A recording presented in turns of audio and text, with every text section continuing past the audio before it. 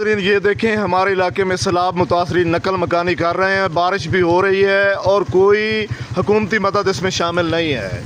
पिंजन Mirza Altaf, bureau chief जनूबी पंजाब, हासिलपुर।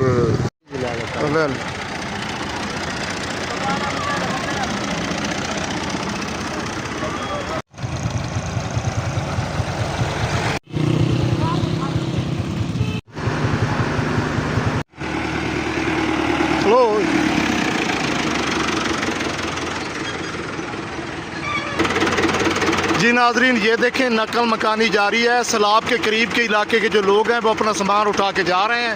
हम आपकी एक भाई से बात करवाते हैं। जी भाई, क्या हालात हैं सैलाब के? पानी का बड़ा खतरा है भैया, पानी पीछे बहुत ज़्यादा 10 से 5 सामान चाहते थे जाने। अच्छा, बाकी लोग भी सारे सामान उठा रहे हैं? उठाई जाते। अच्छा, चलो शुक्रिया जी, थैंक यू जी, मेहरबानी। बना रहे